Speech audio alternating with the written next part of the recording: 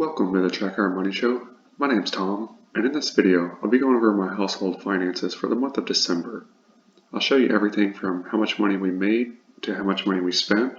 After that, we'll dive into our savings and investment accounts, and I'll show you where those stand at the end of the month. As always, the only rule I have is I will hide any self-identifying information. So with that said, let's jump into December's finances. In the month of December, we brought in two paychecks for the amounts of $2,805 and $2,118. These are higher than our normal paychecks since these have a lot of overtime included in them as we're trying to meet our deadlines for the end of year work. On top of these paychecks, we also received our year-end bonus, and that amount was $5,587. You can see that in total we brought home $10,510 for the month of December. Now let's see what our expenses were. Our mortgage payment was $1,995. This amount includes all principal, interest, taxes, and insurance. Along with the mortgage, we paid $107 for water, trash, and waste. For groceries, we spent $380. This is below what we've been spending, as you can see, by about $68. For electricity, we spent $106.42. This also is below our average for what we've been spending in our new house. For internet, we spent $80.41. We only have a couple of providers in our area, so this is competitive for what it is. For our cell phone, we spent $137. This is for our two cell phones with unlimited data. For our insurance, we always spend $150. We pay this 6 months at a time, so we budget $150 for that. For December, we didn't have to spend any money on gas. With working from home, our driving is down a lot more than it usually is, and our gas tanks were full enough that we didn't have to spend any money. Our car payment is always $388. We only have about 6 months or so left on this, as you'll see once we get a little further down. For our miscellaneous, I went ahead and copied in our credit card expenses. So let me scroll on over and we'll get that. I set up this little pivot table so we could see a summarization of our credit card expenses. I'll scroll through them real quick. So as you can see, we already accounted for some of this. But we spent $48 on fast food, a little over $250 on gifts. That's for other people, friends, and family. Miscellaneous, we spent $474. And then restaurants, we also spent $32.31. The fast food and restaurants, we haven't been eating in any restaurants. These are all carry-out orders or to-go orders. The miscellaneous, this is holiday decorations and stuff for around the house. So as you can see, without including the items that have their own categories, we spent $819 on miscellaneous items. And I'm also going to include some other items right here. My wife and I, we gave ourselves $250 a piece to spend on gifts for one another. And then we also gave each other $150 for fun money. We can do whatever we want with it. So in total, you can see we spent $1,619 on miscellaneous.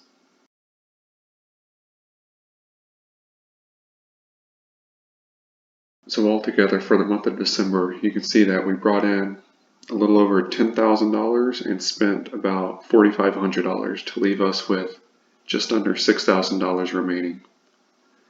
Now let's jump into our savings accounts. Our checking account ended at $15,995. This is definitely high for our checking account, but since we're down to one income, we've been hoarding cash instead of doing our usual transfers to our various savings accounts. The only account we transferred money to was our insurance account, since we save for that monthly and we'd like to have our 6-month premium when it becomes due. That $15,000 is definitely above what we would normally have, and we always keep a $5,000 buffer in that account anyways. So we didn't add to our house fund at all, so that account ended at $14,756. We didn't add to our emergency fund, so that account ended at $10,635. As I mentioned before, we transferred money over to our insurance account. Usually we transfer over $150, as I mentioned above, in our expenses, but I forgot to transfer the money last month, so this is a combination of November and December. So that account ends at $600.61.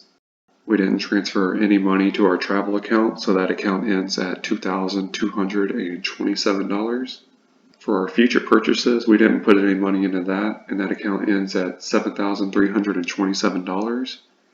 We're saving for a down payment for a car and then to replace our laptop and our cell phone when those become due. So we've been just piling money into those accounts. So in total, we have about a little over $51,000 cash. Now let's move on to our investment accounts. For our first 401k, we contributed, along with the employer match, a total of $1,308. And as I mentioned above, we had a large bonus at the end of December. So part of that was our employer threw money into the 401k too. So that amount was $3,272. So altogether, that account added just over $4,500 in the month of December and ended at $90,756. For our second 401k account, we didn't add any money to that, but with the market gains, that account ended at $17,331. For our IRAs, we stopped contributing back in September to build up some cash reserves while we were down to one income, but because of the large bonus and the hoarding of cash, we went ahead and used some of that excess cash to top off these accounts for the year. So for our IRAs, we added $1,500 into the first one and $2,000 into the second one, and those accounts stand at $48,572 and $46,384. So other than this, it was a pretty quiet month investment-wise, and the market did most of the work for us to get these accounts growing. We didn't add any money to our HSA account, and that account ended at $14,933. Same thing for our brokerage account. We didn't add any money into that, and that account ended at $31,267.84. We didn't add or take any money away from our lending club, and that account ended at $219.50. So in total, you can see that we contributed around $8,000, but with the market gains, you can see that our total investments grew over $18,000 from the previous month. It's crazy to see that the market gains were equal to all of our paychecks and the bonus received in December. So for our assets, I'll be valuing our house in these spreadsheets at $300,000. This is the amount we paid for the house, so I'm going to keep it at that value. As I mentioned above, we paid our car payment of $388. So now our loan outstanding for the car is at $1,883. Like I said, we only have 5 or 6 more payments, so I'm looking forward to having this paid off this summer.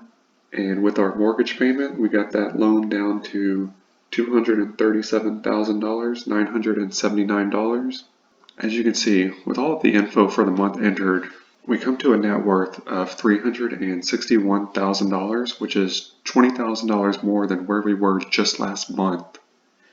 It's crazy to see that with everything that has happened this year, the stock market tanking in March, the ongoing pandemic, buying a home, and going down to one income, we've managed to continue to live below our means, and we've watched our net worth continue to grow.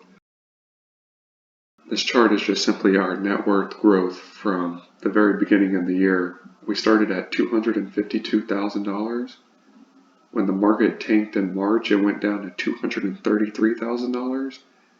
And as of the end of the year, you can see it's $361,000. So from the bottom of the market in March, we've increased over $130,000. So I encourage everyone watching this to start tracking your own finances.